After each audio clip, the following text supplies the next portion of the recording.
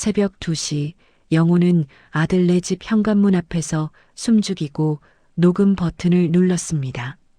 그리고 들려온 며느리의 목소리. 시아버지는 계단에서 사고 나면 되잖아. 브레이크 조작하면 아무도 모를 거야.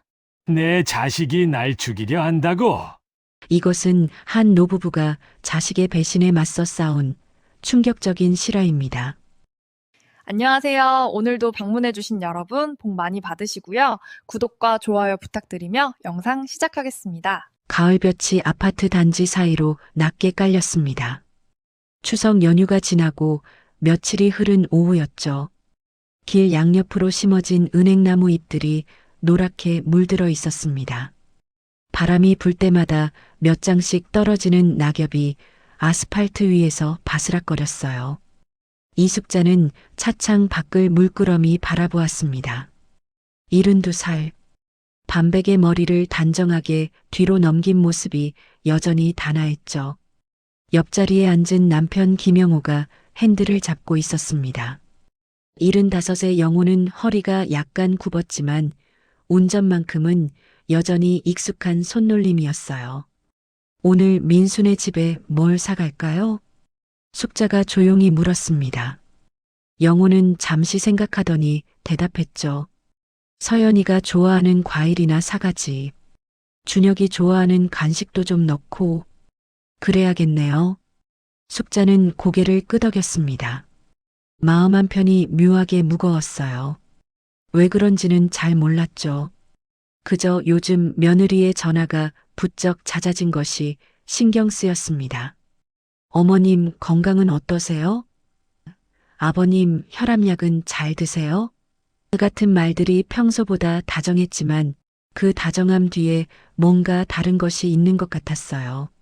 숙자는 창밖을 보며 과거를 떠올렸습니다. 영호와 결혼한 지 50년이 넘었죠. 두 사람은 가난했지만 성실했습니다. 영호는 작은 철물점을 운영했고 숙자는 식당에서 설거지를 했어요. 손에 물이 마를 날이 없었습니다. 그렇게 벌어들인 돈으로 민수를 키웠죠.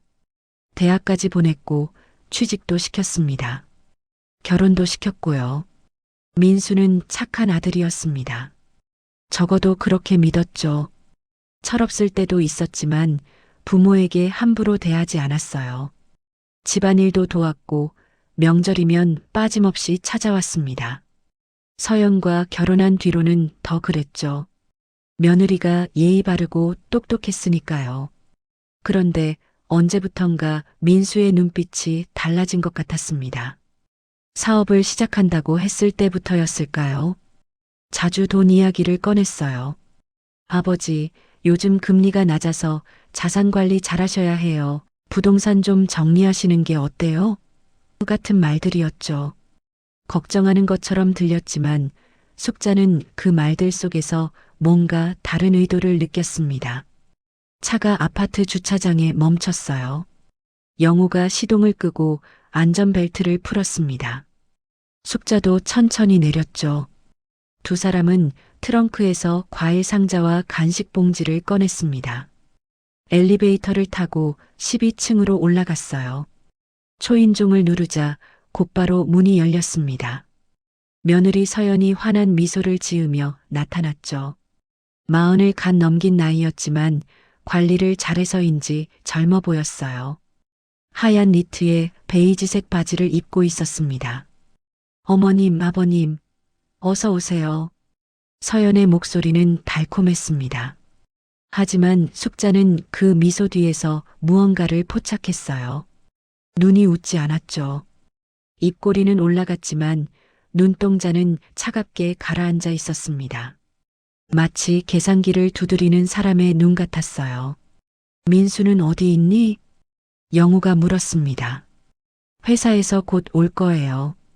안으로 드세요. 서연은 두 사람을 거실로 안내했습니다. 넓은 거실이 깔끔하게 정돈되어 있었어요. 소파는 새 것이었죠. 지난번에 왔을 때는 없던 대형 TV도 보였습니다. 숙자는 속으로 생각했어요. 사업이 잘 되나 보네. 앉으세요. 차 드릴게요. 서연이 주방으로 가더니 찻잔을 들고 왔습니다. 인삼차였죠. 숙자가 좋아하는 차였어요. 김이 모락모락 피어올랐습니다. 어머님, 요즘 건강은 어떠세요? 서연이 소파에 앉으며 물었습니다. 목소리는 여전히 부드러웠죠. 덕분에 잘 지내고 있어. 그건 다행이네요. 그런데 어머님, 혹시 요즘 은행 금리 알아보셨어요? 요즘 정기예금 금리가 꽤 괜찮더라고요. 숙자는 찻잔을 들다 말고 며느리를 쳐다보았습니다. 서연은 여전히 웃고 있었어요. 아, 그냥 궁금해서요. 어머님 명의로 된 아파트 말고도 혹시 따로 관리하시는 현금 자산 같은 거 있으세요? 요즘 물가도 오르고 금리가 워낙 좋아서 잘 굴리시면 좋잖아요. 숙자는 당황스러웠습니다. 며느리가 이렇게까지 노골적으로 재산 이야기를 꺼낸 적이 없었거든요. 보통은 애둘러 말하거나 민수를 통해 물어봤는데 오늘은 직접적이었어요. 내가 걱정이 많구나. 숙자는 애써 웃으며 말했습니다. 옆에 앉은 영호도 미간을 좁혔지만 아무 말하지 않았죠. 걱정이죠. 요즘 세상이 어떤데요? 어머님, 아버님도 연세가 있으시니까 미리미리 준비하셔야 해요. 서연의 말은 겉으로는 걱정처럼 들렸지만 숙자는 그 속에 담긴 다른 의도를 느꼈습니다. 마치 탐색하는 것 같았어요. 재산 규모를 파악하려는 것 같았죠. 바로 그때 현관문이 열렸습니다. 아들 민수가 들어왔어요. 40대 중반의 민수는 양복을 입고 있었지만 넥타이는 느슨하게 풀려 있었습니다. 얼굴이 피곤해 보였죠. 아버지, 어머니 오셨어요?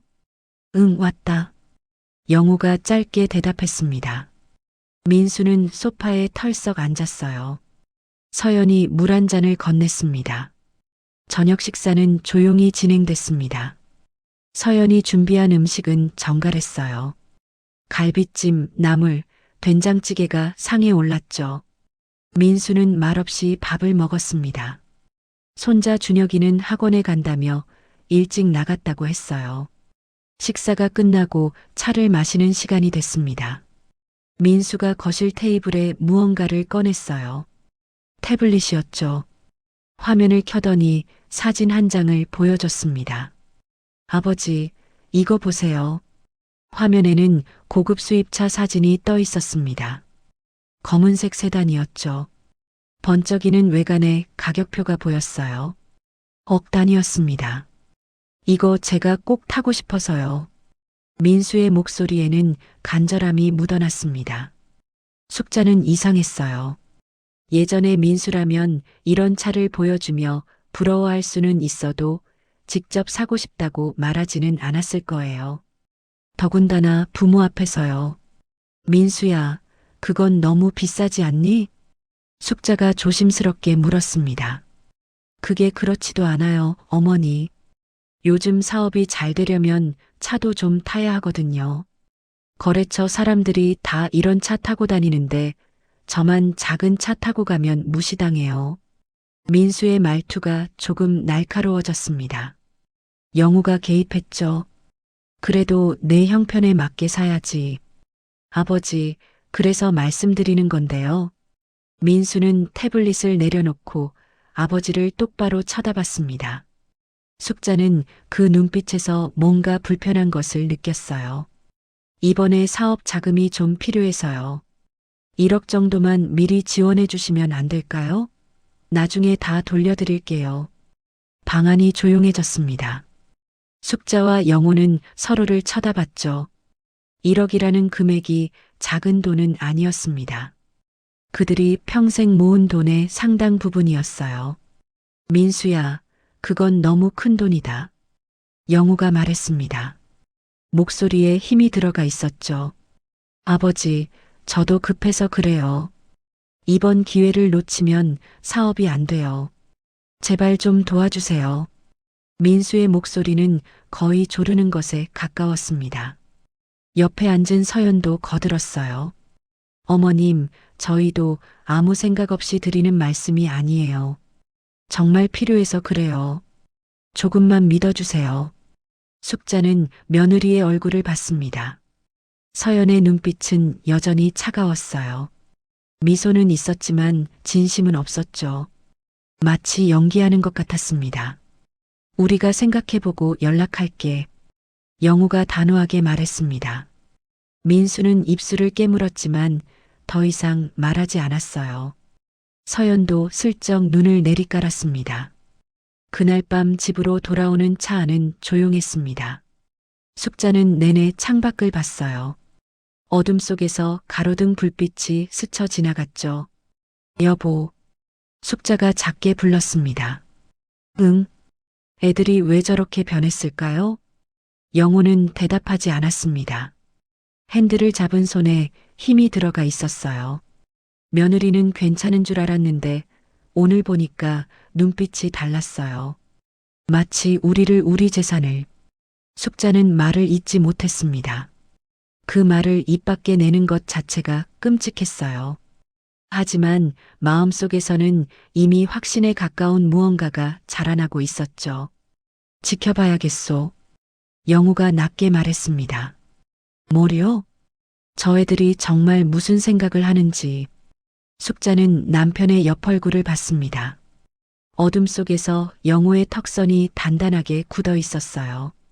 50년을 함께 산 남편이었지만 이런 표정은 처음 보는 것 같았습니다. 차는 밤길을 달렸습니다.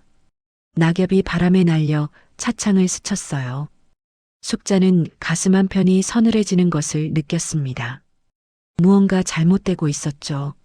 아직 정확히 무엇인지는 몰랐지만 본능적으로 알 수 있었어요. 자신들이 키운 아들이 믿었던 며느리가 어쩌면 자신들을 향해 날카로운 칼날을 갈고 있을지도 모른다는 사실을요. 다음 날 아침은 평소보다 조용했습니다. 숙자는 일찍 잠에서 깼어요. 창밖으로 희미한 빛이 들어왔죠. 시계를 보니 6시 반이었습니다. 옆에서 영우가 고른 숨소리를 내며 자고 있었어요. 숙자는 조심스럽게 침대에서 일어났습니다. 어젯밤 민수네 집에서 돌아온 뒤로 잠을 제대로 자지 못했어요. 머릿속에서 며느리의 차가운 눈빛과 아들의 조르는 목소리가 계속 맴돌았죠. 부엌으로 가서 물을 한 잔 마셨습니다. 창문을 열자 찬 바람이 들어왔어요. 가을이 깊어지고 있었습니다. 은행나무 잎들이 바람에 흔들렸죠. 문득 숙자는 무언가가 떠올랐습니다. 손자 준혁이에게 줄 용돈 봉투였어요. 명절 때 주려고 미리 준비해둔 것이었죠. 50만 원이 들어 있었습니다. 어제 민수네 집에 갈 때 가져가려다가 깜빡했던 것 같았어요. 숙자는 안방으로 돌아갔습니다. 옷장 옆에 놓인 여행 가방을 꺼냈죠. 안쪽 지퍼 주머니에 봉투를 넣어뒀던 게 기억났어요. 지퍼를 열었습니다. 그런데 이상했습니다. 봉투가 없었어요. 숙자는 다시 확인했습니다. 안쪽 주머니를 뒤졌죠. 바깥쪽 주머니도 열어봤어요. 가방 전체를 뒤집어 봤지만 봉투는 어디에도 없었습니다. 대신 이상한 것이 하나 있었어요. 낡은 열쇠였죠. 녹이 쓴 작은 열쇠가 안쪽 주머니 바닥에 놓여 있었습니다. 숙자는 그 열쇠를 본 적이 없었어요. 이게 뭐지? 숙자는 열쇠를 집어들었습니다. 차갑고 거친 표면이 손바닥에 닿았어요. 어디에 쓰는 열쇠인지 알 수 없었죠. 영우가 일어났습니다. 숙자의 뒷모습을 보더니 물었어요. 왜 그러시오? 여보, 이것 좀 보세요. 숙자는 열쇠를 보여줬습니다. 영우는 안경을 쓰고 자세히 들여다봤죠. 이게 어디서 나왔소? 제 가방 안에 있었어요. 그런데 준혁이 줄 돈 봉투가 없어졌어요. 영우의 얼굴이 굳어졌습니다. 확실히 넣어뒀소? 네, 분명히 넣었어요. 일주일 전에 확인했는걸요. 두 사람은 서로를 쳐다봤습니다. 불안한 침묵이 흘렀죠. 그날 오후 숙자는 다시 민수네 집을 찾았습니다. 어제 봉투를 그곳에 두고 온 것은 아닌지 확인하고 싶었어요. 혹시 자신이 착각한 것은 아닐까 하는 생각도 들었죠. 현관문을 열고 들어서자 서연이 나왔습니다. 오늘도 말끔한 차림이었어요. 어머님, 오늘은 무슨 일로 오셨어요? 혹시 어제 내가 봉투 같은 거 두고 가지 않았니? 서연은 잠깐 생각하는 표정을 지었습니다. 봉투요? 무슨 봉투 말씀이세요? 준혁이 줄 용돈 봉투인데 내 가방에 있어야 하는데 없더구나. 서연의 얼굴에 걱정스러운 표이 스쳤어요. 하지만 숙자는 그것이 진짜 걱정인지 확신할 수 없었습니다. 어머님, 혹시 어제 저한테 주신 거 아니세요? 내가? 네, 어제 저녁에 주방에서 잠깐 얘기하실 때요. 봉투 하나 주시면서 준혁이 학원비로 쓰라고 하셨잖아요. 숙자는 멈칫했습니다. 그런 기억이 없었어요. 주방에서 서연과 대화한 것은 맞지만 봉투를 준 적은 없었죠. 난 그런 적 없는데. 어머님, 그러셨어요. 제가 받았는걸요. 서연의 목소리는 여전히 부드러웠습니다. 하지만 단호했어요. 마치 자신의 말이 사실이라고 확신하는 것처럼 들렸죠. 정말이에요, 어머님. 혹시 깜빡하신 거 아니에요? 숙자는 혼란스러웠습니다.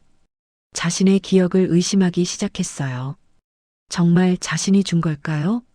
나이가 들면서 가끔 깜빡하는 일이 있긴 했지만 이런 중요한 일을 잊었을까요? 그리고 어머님, 요즘 자주 그러시는 것 같아요. 서연이 한 발 다가왔습니다. 숙자의 손을 잡았어요. 따뜻한 손길이었지만 숙자는 소름이 돋았습니다. 어제도 같은 질문을 3번이나 하셨어요. 저희가 정말 걱정돼요. 내가? 네. 민수 오빠한테도 말했는데 어머님 건강 체크 좀 해봐야 할 것 같대요. 숙자는 손을 빼냈습니다. 가슴이 답답했어요. 자신이 정말 그랬을까요? 기억이 흐릿했습니다. 그리고 어머님, 이것도 좀 보세요. 서연이 서랍에서 무언가를 꺼냈습니다. 낡은 열쇠였어요. 숙자가 오늘 아침 가방에서 발견한 것과 똑같은 열쇠였죠. 이게 뭔지 아세요? 어제 어머님이 현관에 두고 가셨어요. 우리 집 창고 열쇠라고 하시면서요. 그럴 리 없어. 나 그런 열쇠 처음 봐. 어머님, 정말로 말씀하셨어요. 제가 어떻게 거짓말을 하겠어요. 서연의 눈빛이 또다시 차갑게 가라앉았습니다. 숙자는 등골이 서늘해지는 것을 느꼈어요. 이건 뭔가 잘못됐습니다. 하지만 뭐가 잘못된 건지 정확히 알 수 없었죠. 바로 그때 민수가 들어왔습니다. 회사에서 일찍 나왔다고 했어요. 어머니, 오셨어요? 응. 숙자는 간신히 대답했습니다. 민수는 가방을 내려놓고 소파에 앉았죠. 어머니, 저희가 좀 드릴 말씀이 있어요. 민수의 표정이 진지했습니다. 서연도 옆에 앉았어요. 두 사람이 마주보며 뭔가 신호를 주고받는 것 같았습니다. 어머니 건강 때문에 병원 예약을 잡았어요. 민수가 주머니에서 예약증을 꺼냈습니다. 대학병원 신경과 예약증이었어요. 이번 주 금요일이에요. 제가 모시고 갈게요. 난 아픈데 없는데 왜? 숙자가 물었습니다. 목소리가 떨렸어요. 어머니, 요즘 자꾸 깜빡하시잖아요. 검사 한번 받아보시는 게 좋을 것 같아요. 나 괜찮아. 어머니, 우리가 다 어머니 생각해서 그러는 거예요. 서연이 개입했습니다. 여전히 부드러운 목소리였지만 그 안에는 강요하는 무언가가 있었어요. 혹시라도 큰일 생기면 어떡해요. 미리미리 체크하셔야죠. 그리고 어머니, 민수가 또 다른 서류를 꺼냈습니다. 숙자는 그것을 받아들었어요. 성년후견인 제도에 관한 안내 자료였습니다. 이게 뭐니? 요즘 어르신들 많이 하시는 거예요. 혹시라도 판단력이 떨어지시면 자녀가 법적으로 재산 관리를 도와드리는 제도예요. 숙자는 서류를 내려다봤습니다. 글자들이 흐릿하게 보였어요. 아니, 눈물이 맺혀서 그런 것 같았습니다. 다 어머니, 아버지를 위해서예요. 서연이 말했습니다. 숙자는 그들을 번갈아 쳐다봤어요. 자신의 아들과 며느리였지만 지금은 낯선 사람들 같았습니다. 생각해 볼게. 숙자는 겨우 그렇게 말하고 자리에서 일어났습니다. 집으로 돌아가야 했어요. 더 이상 이곳에 있을 수가 없었죠. 집에 돌아온 숙자는 소파에 주저앉았습니다. 온몸에 힘이 빠졌어요. 영우가 다가와 옆에 앉았습니다. 무슨 일이요? 숙자는 오늘 있었던 일을 말했습니다. 봉투 이야기, 열쇠 이야기, 병원 예약, 성년후견인 제도까지 말하는 동안 목소리가 자꾸 떨렸어요. 영우는 말없이 들었습니다. 그의 얼굴이 점점 굳어졌죠. 여보, 내가 정말 깜빡한 걸까요? 내가 봉투를 준 걸까요? 아니요.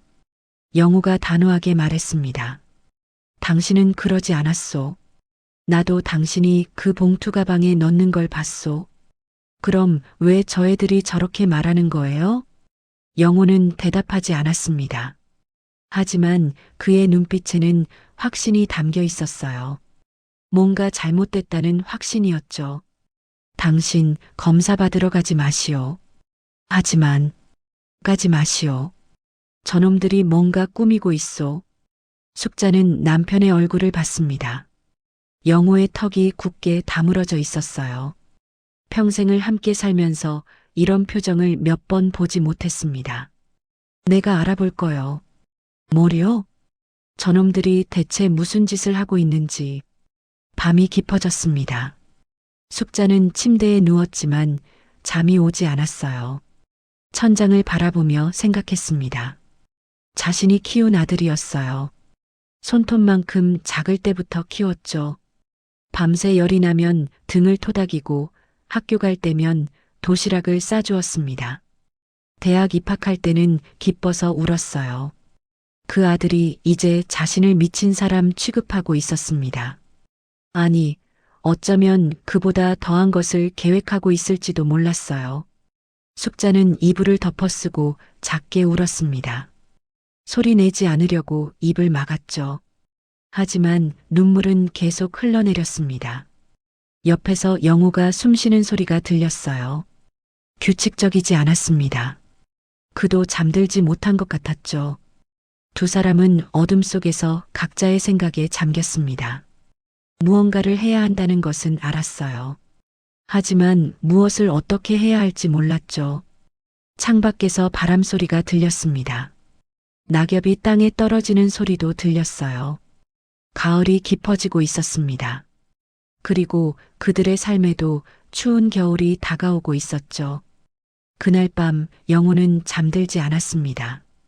침대에 누워 천장을 바라보며 생각했어요. 아들 내외의 행동이 계획적이라는 확신이 들었죠. 봉투가 사라진 것, 낯선 열쇠, 갑작스러운 병원 예약, 성년후견인 제도 이야기까지 모든 것이 너무나 순조롭게 진행되고 있었습니다. 새벽 1시가 넘어서야 영호는 조용히 일어났습니다. 옆에서 숙자가 가까스로 잠든 것 같았어요. 고른 숨소리가 들렸죠. 영호는 조심스럽게 침실을 나왔습니다. 거실은 고요했어요. 어둠 속에서 가구들의 윤곽만 희미하게 보였습니다. 영호는 책상 서랍을 열었어요. 손전등을 꺼냈죠. 그리고 지난주에 민수가 두고 간 태블릿 PC를 생각했습니다. 민수는 새 제품을 샀다며 낡은 태블릿을 버리라고 두고 갔었어요. 영호는 아직 버리지 않고 서재 선반에 놓아뒀죠. 그걸 확인해야 했습니다. 서재로 들어갔습니다. 선반 위에서 태블릿을 찾았어요. 먼지가 살짝 앉아 있었죠. 전원을 켰습니다. 화면이 켜지는데 시간이 좀 걸렸어요. 영호는 브라우저를 열었습니다. 검색 기록을 확인하기 시작했죠. 처음에는 평범한 검색들이었어요. 날씨, 뉴스, 맛집 정보 같은 것들이었습니다. 그런데 조금 더 내려가자 이상한 검색어들이 나타났습니다. 치매 진단 쉽게 받는 법. 영호의 손이 멈췄습니다. 심장이 빠르게 뛰기 시작했어요. 성년 후견인 재산 관리 부모 서명 없이, 부모 요양원 강제 입소 절차, 치매 환자 재산 처분 방법. 영호는 화면을 응시했습니다. 손이 떨렸어요. 이건 단순한 궁금증이 아니었습니다. 체계적인 계획이었죠. 더 내려갔습니다. 노인 낙상 사고 처리, 계단 사고 위자료.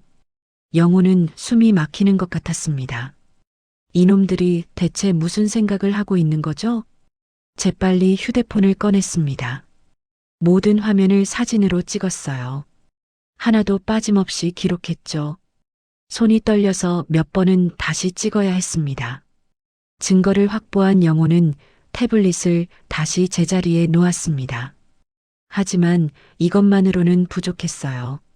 더 확실한 증거가 필요했죠. 영호는 결심했습니다. 민수네 집에 가야겠다고. 지금 당장요.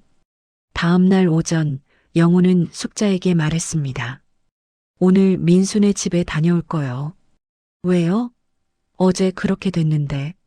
확인해야 할 게 있어. 영호의 목소리는 단호했습니다. 숙자는 더 묻지 않았어요.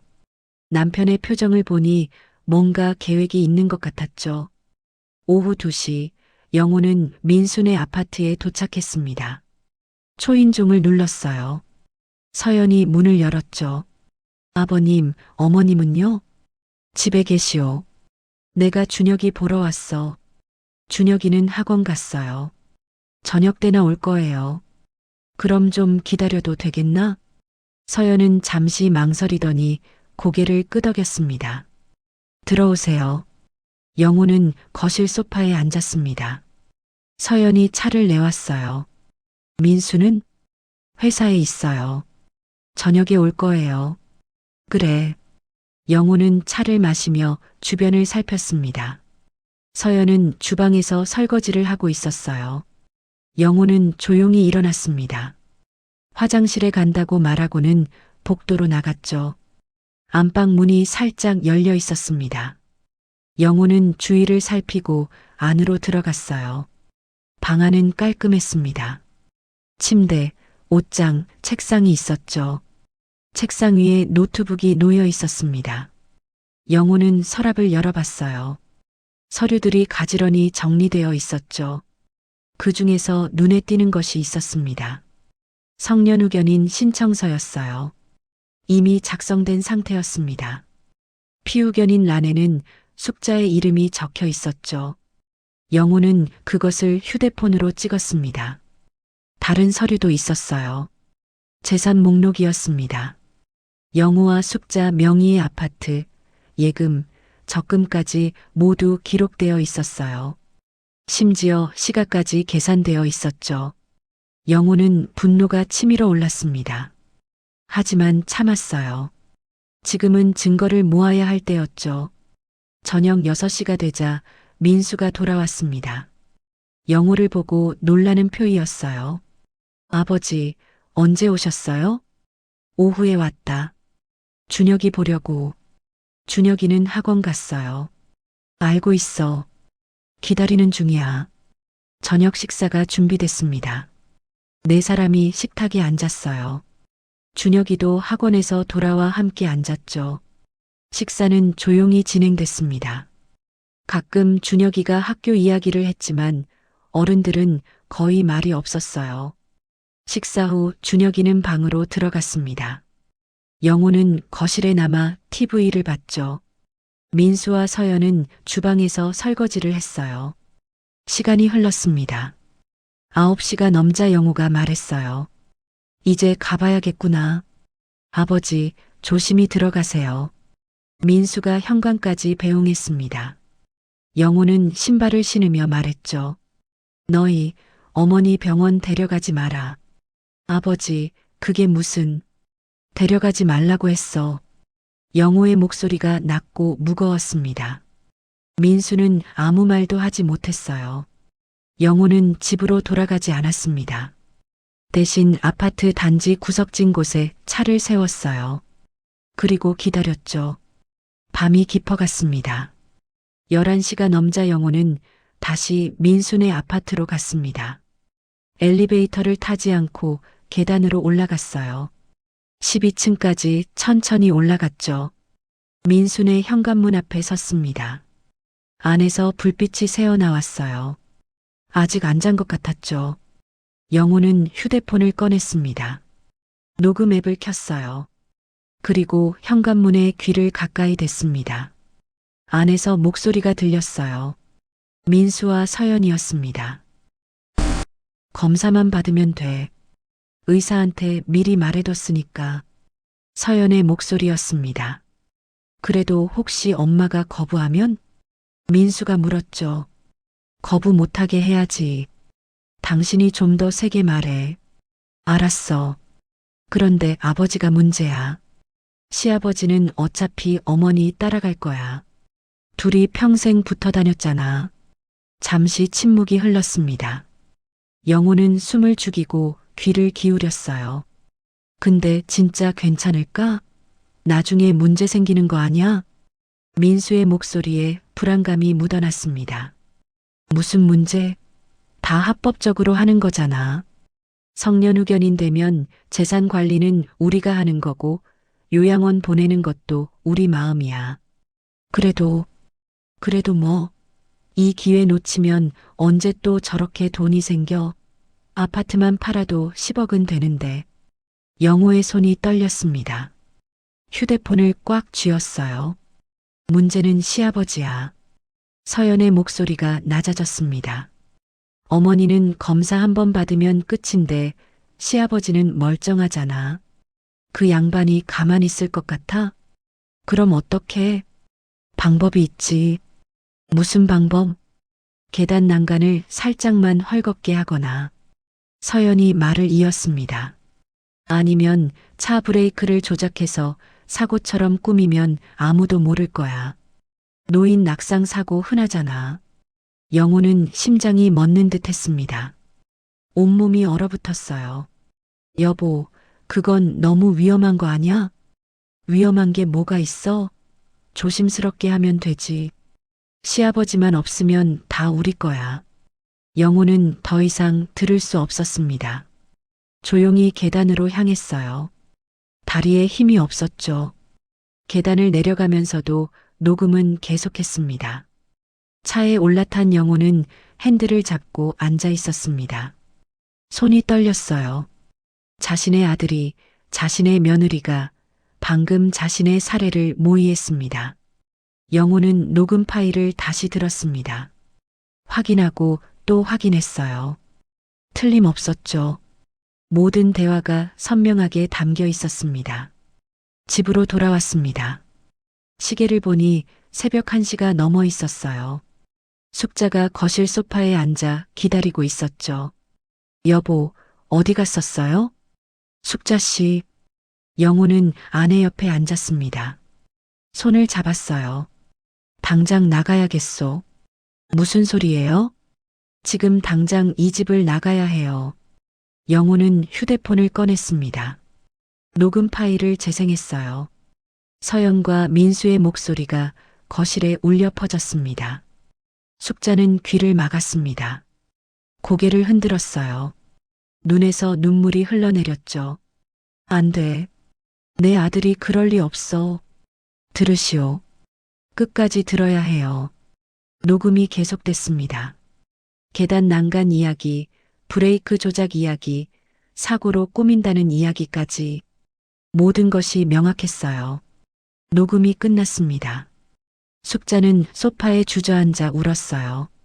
소리 없이 어깨가 떨렸죠. 어떻게, 내가 낳은 자식이. 울지 마시오.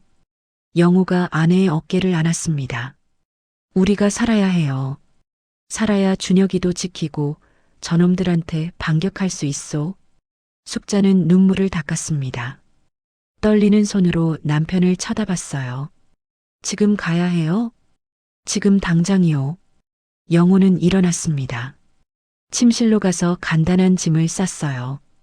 옷 몇 벌, 필요한 서류들, 통장과 도장을 챙겼죠.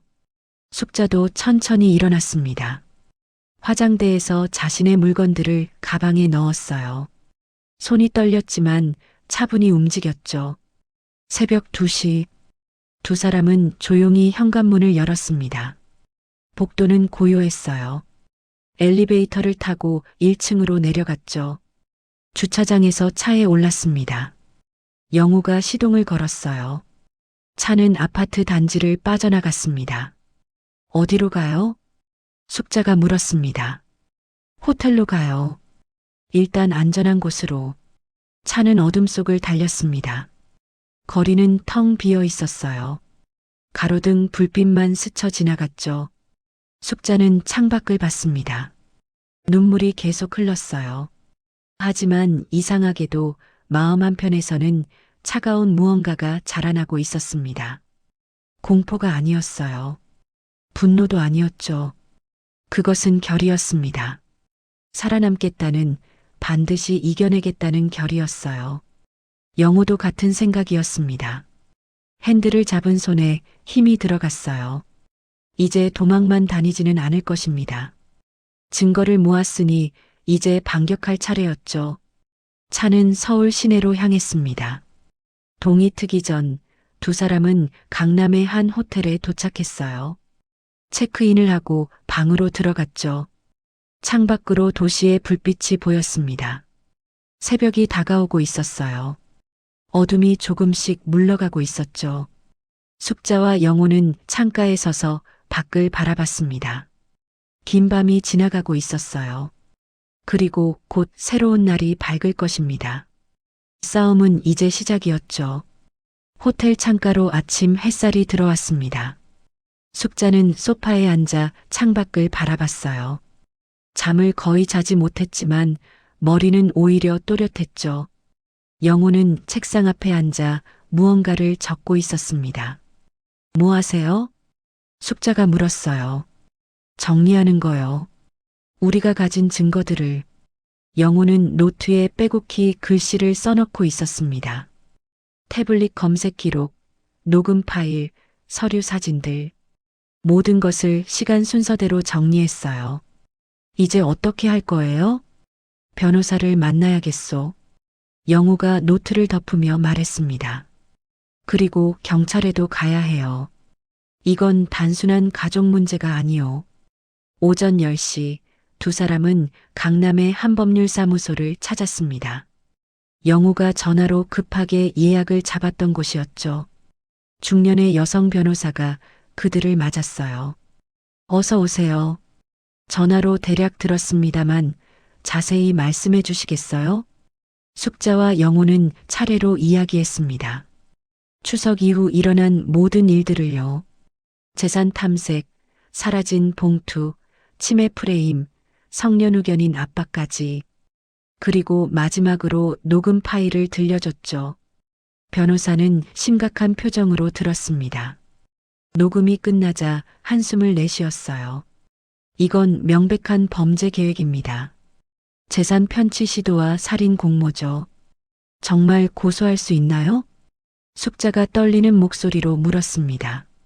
당연합니다. 증거도 충분해요. 디지털 기록, 서류, 녹음까지 있으니까요. 변호사는 서류를 꺼냈습니다. 먼저 고소장을 작성하겠습니다. 그리고 제가 경찰에 동행하죠. 이 정도면 즉시 수사가 시작될 겁니다. 사흘이 지났습니다. 그 사이 영호와 숙자는 경찰서를 다녀왔어요. 진술서를 작성하고 모든 증거를 제출했죠. 경찰은 사건의 심각성을 인지하고 즉각 수사에 착수했습니다. 민수에게서 전화가 왔습니다. 여러 번 걸려왔지만 영호는 받지 않았어요. 문자도 왔죠. 아버지, 어디 계세요? 연락 좀 주세요. 걱정돼요. 하지만 영호는 답하지 않았습니다. 일주일 후 변호사에게서 연락이 왔습니다. 준비됐습니다. 내일 오후 2시에 제 사무실로 오세요. 상대 측도 부르겠습니다. 다음 날 오후 숙자와 영호는 법률사무소에 도착했습니다. 회의실에 들어서자 민수와 서연이 이미 앉아 있었어요. 두 사람의 얼굴은 창백했죠.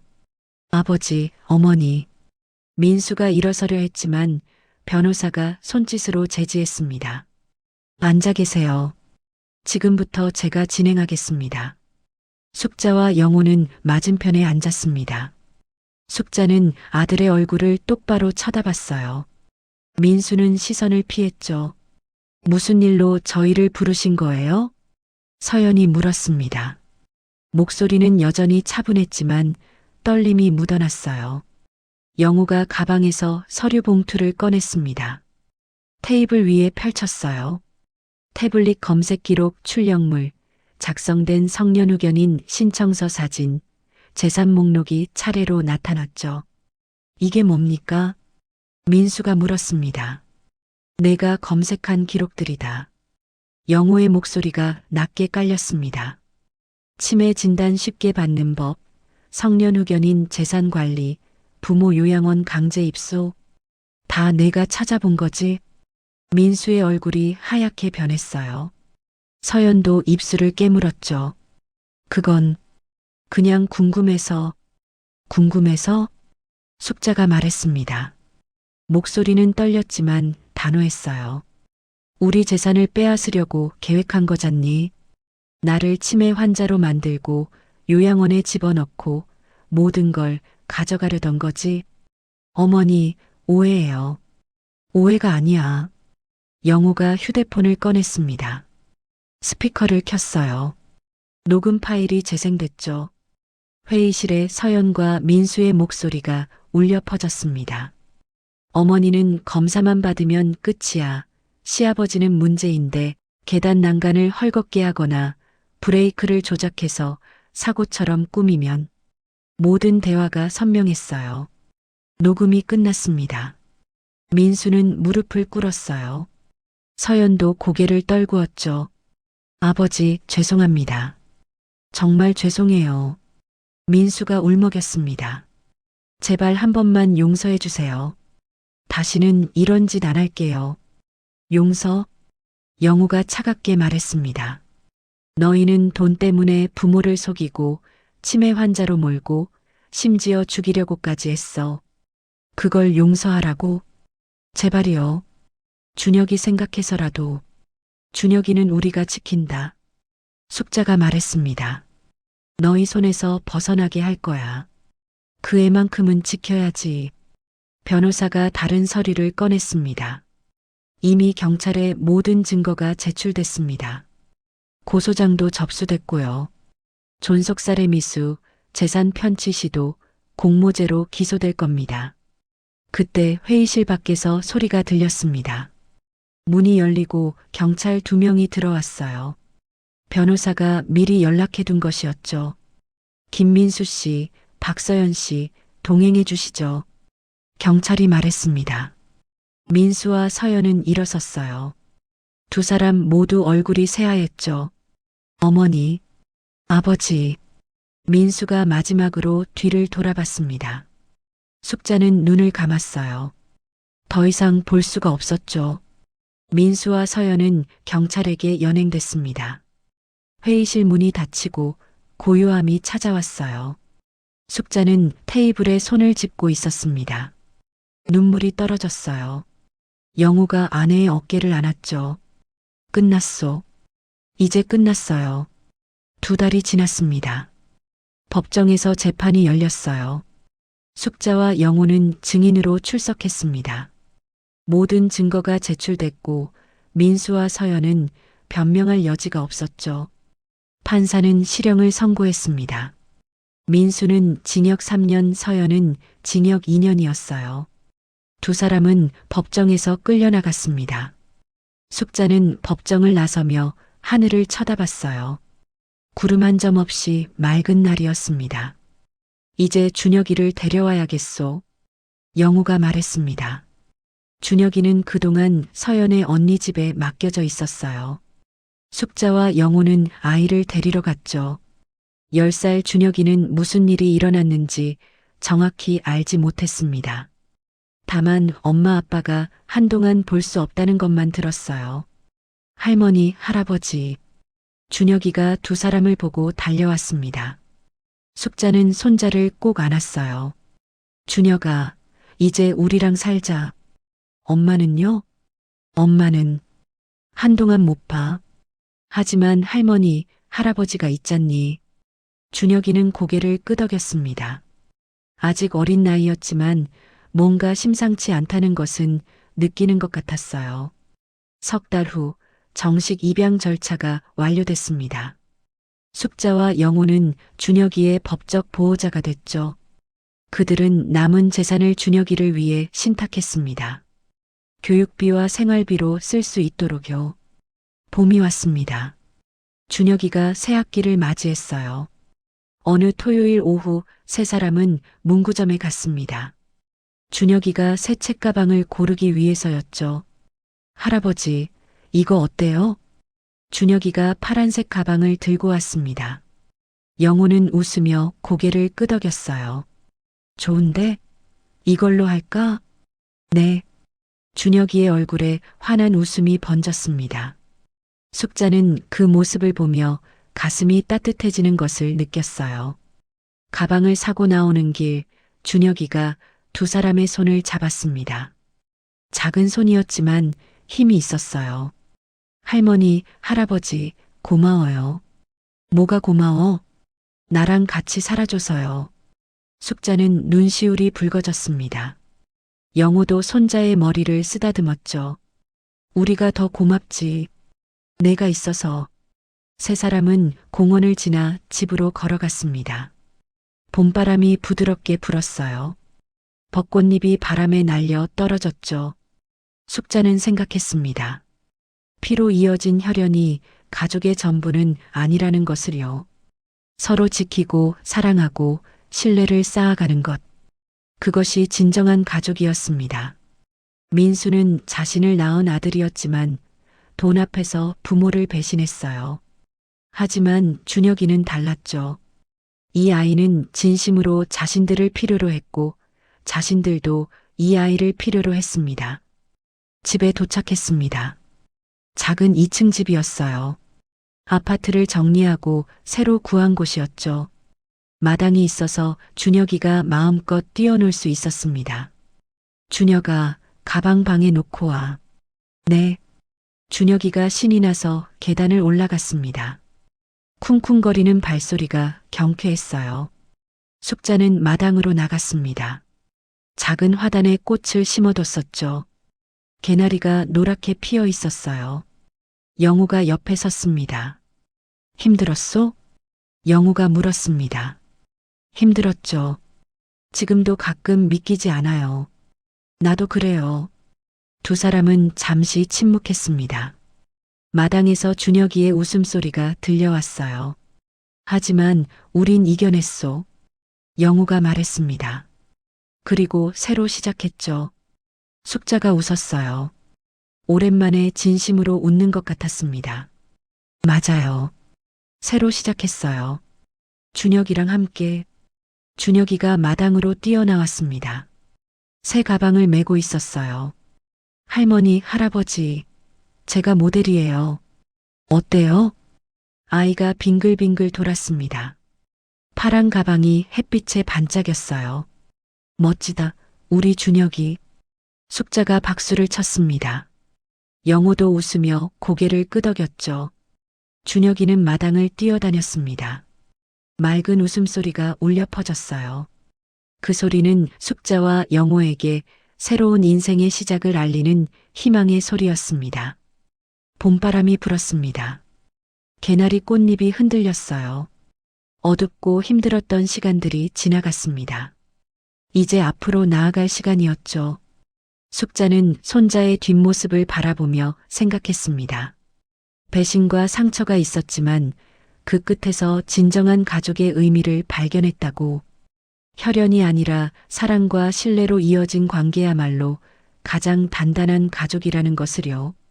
영호가 아내의 손을 잡았습니다. 따뜻한 손이었어요. 함께 이겨낸 50년 인생의 동반자였죠. 앞으로 잘 될 거요. 영호가 말했습니다. 그럴 거예요. 우리 셋이 함께니까. 해가 서쪽으로 기울었습니다. 노을이 하늘을 붉게 물들였어요. 아름다운 저녁이었습니다. 새로운 가족의 이야기가 지금 이곳에서 시작되고 있었습니다.